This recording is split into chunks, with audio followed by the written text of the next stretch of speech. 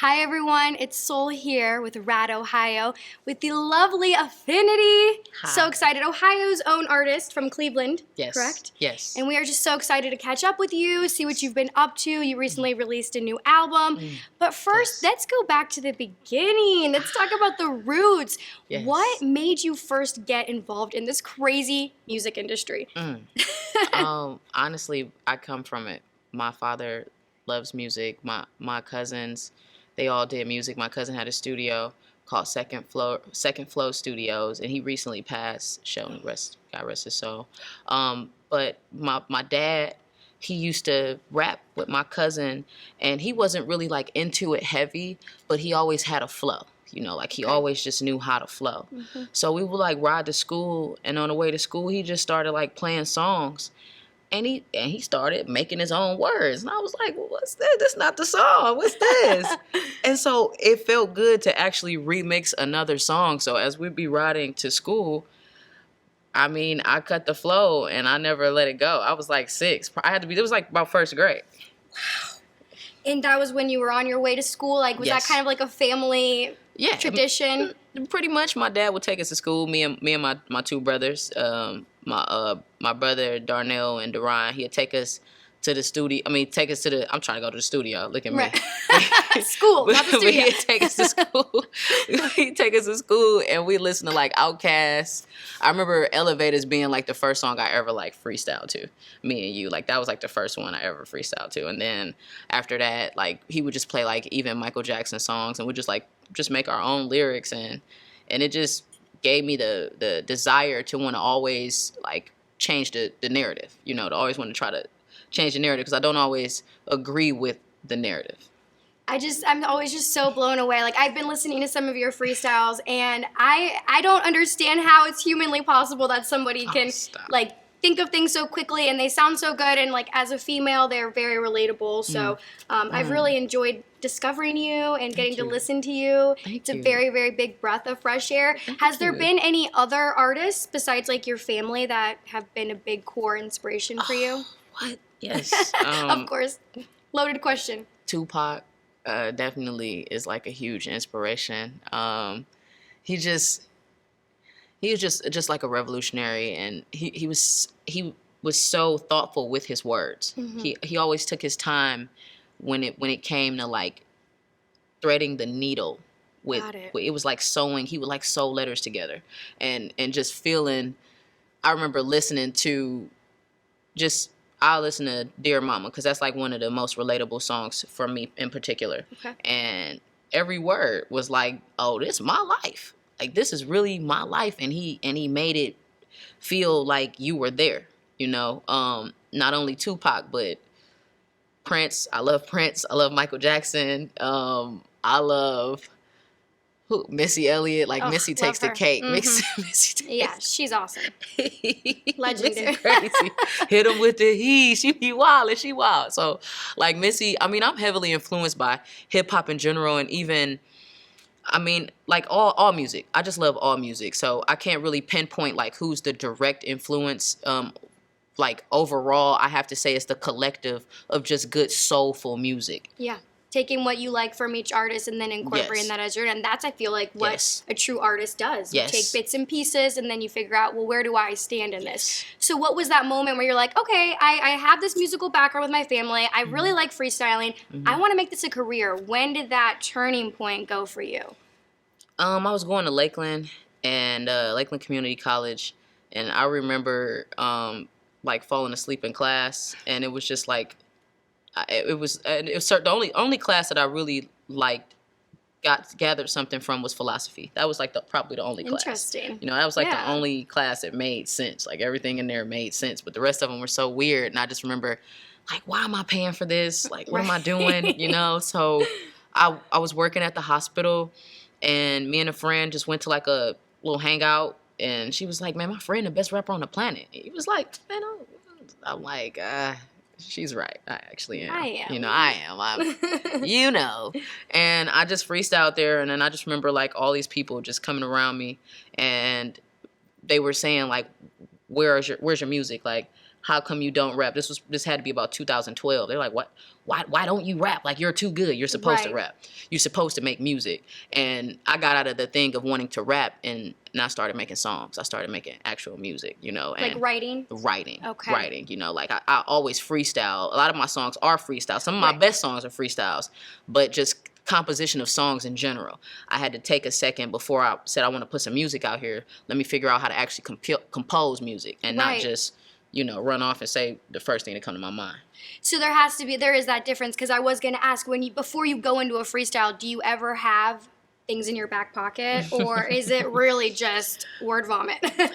Well, with me, yeah, it definitely is like what comes to me, but I'm a water sign, so I retain a lot. You know, That's like great. I retain a lot. So just like water holds memory, I hold words, I hold memories, I hold thoughts, I hold phrases, little things. And if I'm in a place where I'm provoked, then I'm going to pull one of those thoughts out, just as if you were like going to Google something. You know, I like go in my Google in my mind, and I come up with things. And you know what keeps playing in my mind as you say that was your appearance on the Sway Show. Oh my gosh, your freestyle. You went so hard. I was like, that was incredible. Was it weird to have to do that on the spot, or did it just felt so natural to see? No, that's what I do. That's what I do. It didn't feel weird. What was weird was being there. You know, what was weird was like being in a studio with other people, and not even that. It was like being next to Sway. Right. You know, it was like man, he was into it though. You know, like, he was so into it. Seriously, it's like I was just at work yesterday, and now I'm in New York, right here next to Sway. Like, what is going on? That was so dope. That's the only thing that was weird. I think he loved it. Oh yeah, no, he definitely loved it. We all had a good time that day. The energy in there was very organic. It was very pure. You know, it was real pure. You know, I felt that too. I think everyone was just kind of blown away, especially like that was back in 15, and like that female power. Everyone was just like, whoa. And me watching that, I felt like I've never seen that before, and it was just incredible, and I was just so blown away. I've always been fascinated by freestyling. Like me and my friends would try to do it back in the day, and yeah, it doesn't come out. I like freeze, and so for you to have that flow where you can just keep going and going and going. Yes. It's very refreshing. Thank you. So let's talk about, you used to go by Little Finn. No, actually, no. No? I never went by Lil Finn. Okay. Like, okay, rumors. So yeah, it's a rumor. It's a rumor, but Lil Finn, it's only Big Finn. It's just it's Big Finn. Yeah, it's Big Finn. That's not a nickname. That's just who I've become over the years. But I was always my original self, Darnay. I had these other whack names that I will not speak about. They were awful. That's probably why they never surfaced. Yeah, hey, I don't know anything about them. But yeah, so I was in my living room, and I was with my buddy, and he was like, you know, if you want to make music, you got to have a name. And I was like, man, I'll just use my name. He was like, come on, Nay, you can't just use your name. And I'm like, you're right. You know, let me figure this out. And I went to dictionary, and, you know, I didn't make it far because, you know, Aphiniti, but it was the spelling that the suffix of it, Inity, you know, that part, that unity. It made me think of Queen Latifah's Unity. It made me it pulled me right in that space. Like, oh shoot, this is like it's an infinite thing. So, you know, affinity is like a deep liking for something, to be passionate about something. And I'm passionate about music. Like, that's literally my wake up call is music. Like, everything I do is You're music. Motivated by it. I'm motivated by music. Interesting. So affinity, I think, also has a little bit of a Greek meaning as well. I'm Greek, so I kind of noticed that. I really like that. And so it symbolizes you as you being your career moves and like the endlessness that you feel that you have with your musical powers. That's beautiful. What do you hope that your music reflects about you at the end of the day? My heart. I hope that my music shows my heart and shows how much I care and how much I love and how deeply I love, because I've tried to love so much at one time and it just doesn't work. So I figure the best way to do it is through the waves, you know, through the frequencies, the airwaves of music. I think that's the best way that you could tell somebody that you love them is in a song. I agree. It's different when you say something and when you hear it. Yes. Have you felt any pressures from the music industry to, like, have you felt pushback on the ways that you really want to, display your words and your work? When I was younger. Yeah. Yeah, when I was younger, when I was first starting out, I was influenced heavily by the mainstream, influenced heavily by other artists that were like my same age and doing what I want to do, and I wouldn't really necessarily doing what I am. I was doing what I thought might have been instead of what I felt. And so once I started understanding my feelings and understanding that as a Cancer, you feel a lot, and I'm not just a Cancer, I'm a Gemini moon as well. So I had to try to get a hold of things, like, so this is why I want to do all of this at one time, but I have to organize it, I have to structure it, and I had to structure my freestyles because I know that there's something that everybody can't do, and that's what I can do, so I have to figure out how to structure it. Very, very interesting. I love that. So one of the values here at RADD Ohio is having a squad. What has been your squad? What has that done to protect your music career, to help drive your music career, and also keep that balance in your life between personal and work? My squad, they're like music. They're my passion. They're my passion. I do what I do for them. I do what I do for us because we all come from the same place. We all come from the same background. And I think it's important that we all take care of each other. I think it's important that we all look out for each other. And that's why somebody's always willing to sacrifice having extra fun or being able to super party so that way everybody make it home safe, so that way everybody gets home safe. Absolutely. And I feel like now in this generation, it's way more of a big movement to make sure that you get home safely. When I was younger, watching people growing up, that was not a priority for them. They would never try to make sure that happened. Now it's kind of like a standard. It's like, oh, you didn't care about how you got home last night. You don't have a plan, and it's like kind of like not a good look. You know what I mean? It is, and it's tough. I recently lost a friend this year to a drunk driver driving on the wrong side of the road. Wow, that's awful. I'm so sorry. Yeah, Jimmy Mack was a really, really beautiful soul. Him and his girl, they actually left here together. But it was real tough having to experience that, and they weren't even the ones driving drunk. You know what I mean? They got hit head on. Oh my God. So it's tough, and it's definitely gonna be a number one priority always. That definitely heightened my senses. But it's just we have to be more mindful. We have to be more cautious. We have to be more careful and more charismatic when it comes to just making sure, even though this person might not even be in your squad. Absolutely. If you see somebody just a little too just hey, get your boy. You gotta get 100%. So yeah. And I mean, now in this day and age, it's so easy to call an Uber. It's the press of a button, or people are so much more willing. Hey, call me if you need me. So you just gotta take advantage of that, and it's important for this younger generation to really grasp that. Another thing that you're really amazing at is you really like to invest in other artists and give them resources. Tell me a little bit about that. I started Spellbound Sound like in November of 2019, like just last year. Wow, so almost a year. So almost a year. We're almost on a year. But Great. Beforehand, I was always doing things to like develop younger artists, not knowing. Unknowingly, just by listening to them, letting them talk and vent and get things off their chest. And then I started seeing their talents, and I'm like, oh, okay, well, you have something here. Let me show you how to do it right. No, you don't got to quit your job. You keep working, you keep doing this, and just make time for it. And when you make time for it, make sure that you're in the mind for it. Make sure you're in the mind for the time that you're setting, and you're not just like, I want to go to the studio and get some records done. No, make sure you actually know what records you're gonna do today. Make sure you understand that this is not cheap. You're gonna have to put your money into it. You're gonna have to invest into it. So I invest in them by teaching them how to invest in themselves. And that's a resource that maybe they don't already have. So it's crazy what can be done when people feel that they're invested in. That's right, and it's the time more than if anybody needed anything monetarily or financial, it wouldn't be an issue. But it's the time, because again, I personally know that it feels different when you do it. 100%. It just feels different when you do it. Yeah. Wow, that's incredible. Thank you. Congratulations on 1 year almost Thank on you, that, right? thank you, thank And what you. was it called again? Spellbound Sounds. Spellbound Sounds. Spellbound Sounds. Great, yes. awesome. So how has been having the group of people in your life affected your music?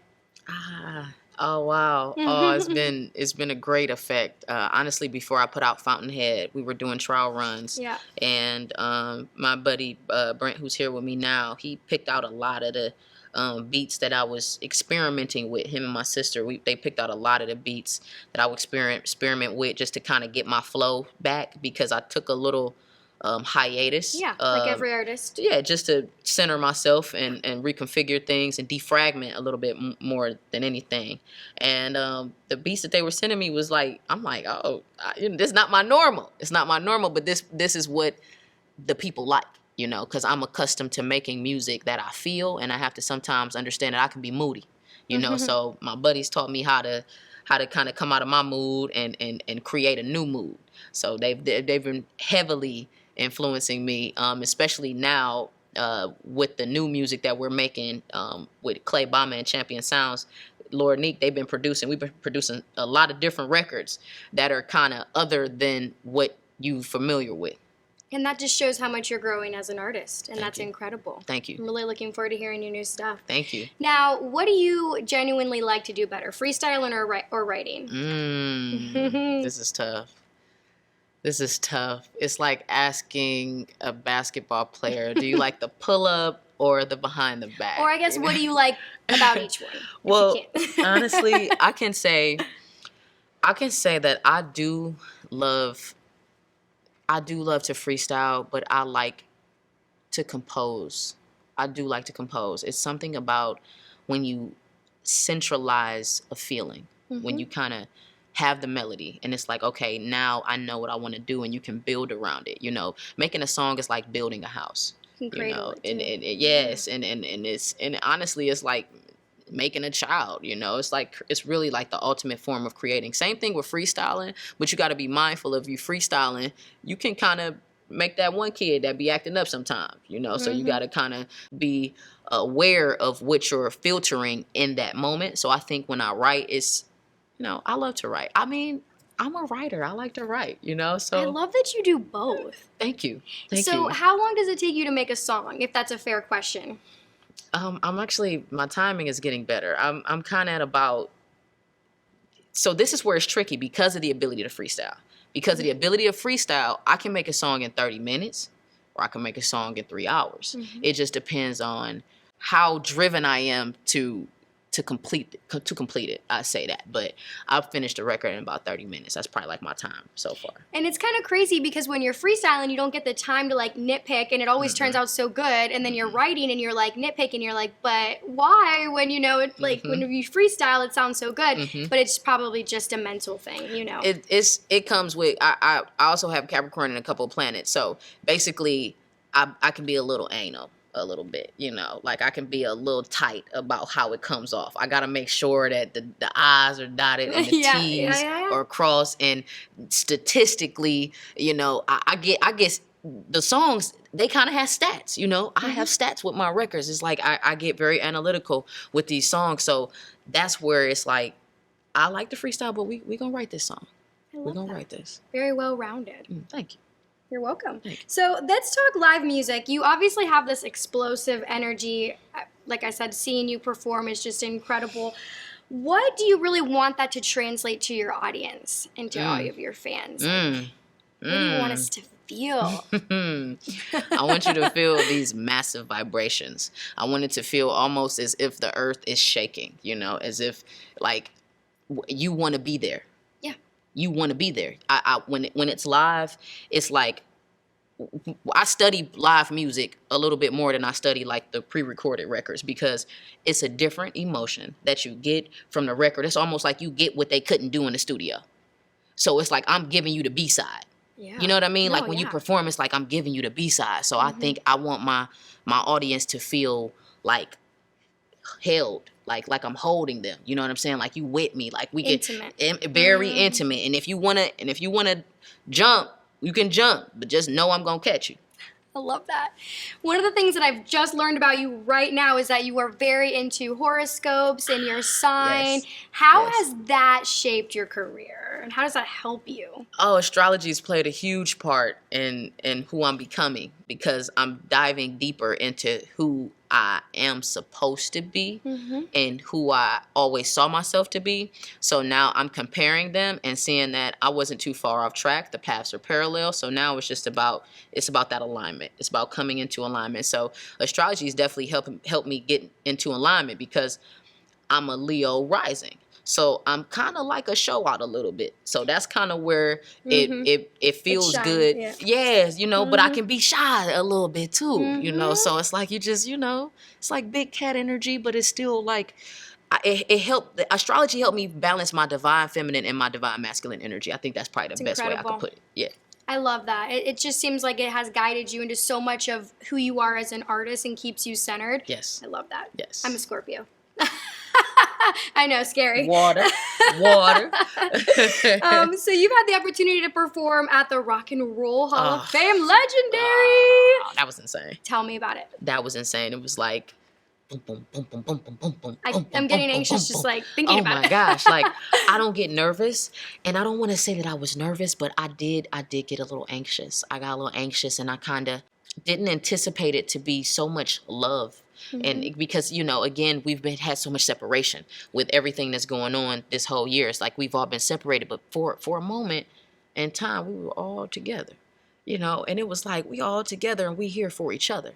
It wasn't one person here for themselves. We were all here for each other. Wow. So that experience was like, it was almost like a precursor, you know. It's almost like something that's like a premonition, like, oh, okay, so next time I'm gonna be in there. Okay, cool. It feels good to be outside, but next time we're gonna be on that stage. So it definitely put me in a place where I could see myself looking at a sea of people, because it felt like I was outside at Woodstock. Honestly, it was huge. It was crazy. It felt like a full circle moment. Like a full circle moment. Yes, it did. Yes, it did. Well, that's huge. Yes, That's it did. incredible. Thank you. Let's talk about Fountainhead. Congratulations. Thank you. That's amazing. Thank you. So tell me a little bit about what went into that album. Besides the blood, sweat, and tears. The last, honestly, from Sway in the Morning to now is what went into that album. Well, Wow. yeah, that's pretty much what went into that. So much. So much. You know, the last 5 years of my life, I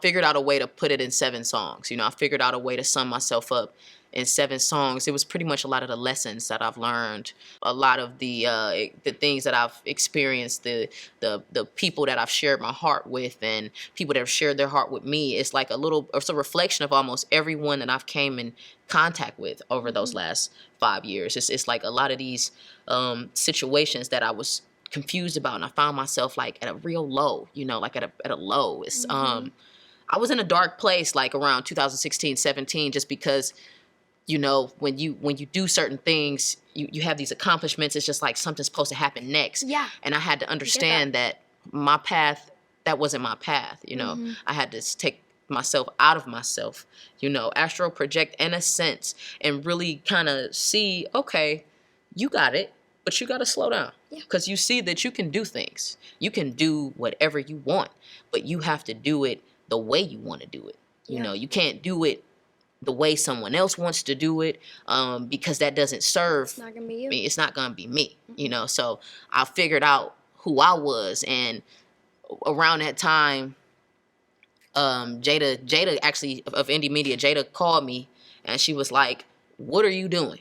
And I was like, "What you mean? I'm just, you know, just like, where is the music? You know, you have to make some music. You have to do some songs. You have people that are like that you inspire, you know, that you're not inspiring right now." And when she said that, I was like, oh man, I'm tripping. I gotta get up. I gotta go make some music. So we did the 30 for 30, and the 30 for 30 was something that, it's on SoundCloud, by the way, but that's something that that taught me how to get in the mode that I had to get into for Fountainhead. You know, that was in 2017, and it was so many different young artists that I influenced during that time that I'm still able to see them grow now, and they're seeing me from then to Fountainhead, and it's like, yo, like, it's a whole 360, 720, and I'm like, it's really just infinity. It's a whole, you know, it's gonna keep going. We're gonna keep going. Go back to that, yeah. You know, we're gonna keep going. So honestly, Fountainhead is it's like my child. They're my children. Those are my children. I took my time, and I had to make sure that they looked nice when they went outside, that they had themselves together and they could stand on their own 2 feet. So if I have to put Finesse in the forefront, Finesse gonna do what it gotta do. If I have to put Air Finn in the forefront, she gonna take us all around the world. We gonna do exactly what we have to do. So I just had to really channel my inner God. I had to channel my inner goddess, my inner celestial self, and push it out, because that's what's in me, and that's what I want to express all the time. But I have to just had to structure it. So Fountainhead is me, I guess simplified, I would say. I love that. The interlude that's in Fountainhead, I want to ask about that because it is a little bit dark, but it's very relatable. Was that more of like an inner conflict or a healing? Because the whole album doesn't have that whole tone to it. But let's talk about that. That is a moment that, that's a clip from Westworld. I love Westworld. And Bernard and Dolores are, again, coming full circle. And it's almost like they play like the Adam and Eve kind of, but also kind of like God and Goddess, or mom and dad. And sometimes Bernard is like her father and Dolores is the child. And when he said, "I'm afraid of what you might become," that's something that it stuck with me. Yeah. It stuck with me because my father said that to me before. Whoa. And his birthday is the same day as mine. Wow. And not coincidence. It's not coincidence at all. It's just confirmation. So he was kind of like saying, not necessarily that he was afraid of what I'll become, but just that if he had fear, that I had no fear. Like it'll scare a parent when your child's not afraid to try to fly. Yeah. Like she gonna jump off of whatever. She don't even care. Yeah. And it's something that he said, and I was just like, but what is real? Because what I see, it wasn't necessarily real to me. I want to live a life that feels real to me. And what we have is, I had a great childhood, wonderful childhood, but all in all, there's still times where as a child you're in a dark spot. Oh yeah. You in a dark place, and you're like, well, how I'm gonna get out of here? Yeah. How I'm gonna get out of here? And it's that confrontation, confronting yourself and putting yourself in a place where you're comfortable to hold yourself accountable for what you're doing, who you're becoming, and who you're influencing, and how you're influencing them. And I'm sure that always plays in the back of your mind, that saying. There's certain sayings that stick with me like that too. So I totally get that. Now, Fountainhead, how did you decide that, okay, that's the album name. How did that come about? So it was around 2017, honestly. The album name was before the songs were even there. So nice. So basically, like, how can I put this? Alex picks, she said, "You are a Fountainhead." And Alex that's my baby. That's my partner. We another 718, another person that's, kind of like, you just know they're going to be in your life. Absolutely. It's just certain people you just know going to be in your life. And she was like, I think Aphiniti is the Fountainhead. I was like, what? I'm like, what's the Fountainhead? I'm like, and then it got me, because I'm like, that's a word that I don't know. Like, what do you say? What? This is one word? So I look it up, and she was like, no, I just feel like you're very resourceful. And she was saying that because around 2017, there were so many people that came through and oscillated through my energy and my space. Wow. And I was influenced, and I was becoming a resource for them. A resource for them to tap into their inner artist, their inner creative, their just their inner God, And she was like, I feel like you're a multiple like source of streams. Like you can do whatever you want. Like, I've literally watched you do whatever you want.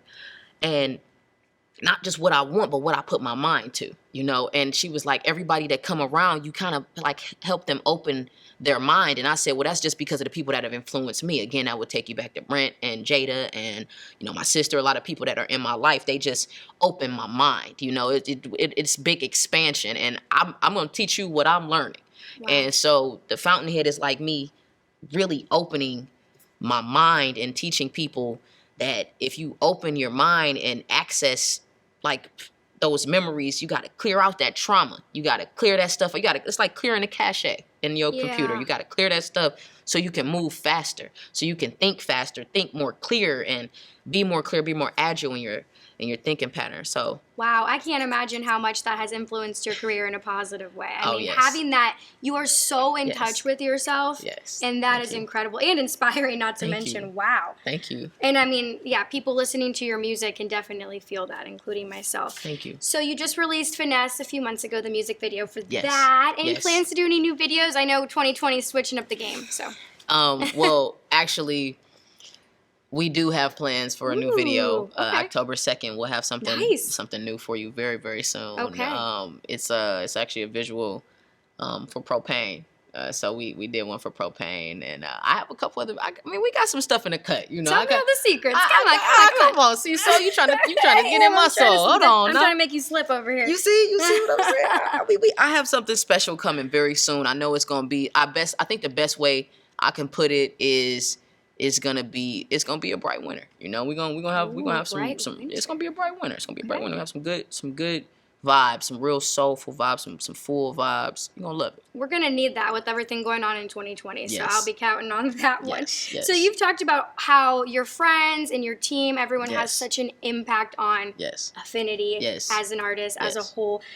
What role do you fall into in that group? Besides being Aphiniti and a performer, what are you? They allow me to be vulnerable. Love that. They allow me to not be so, how can I say it? Not have to be so strong all the time.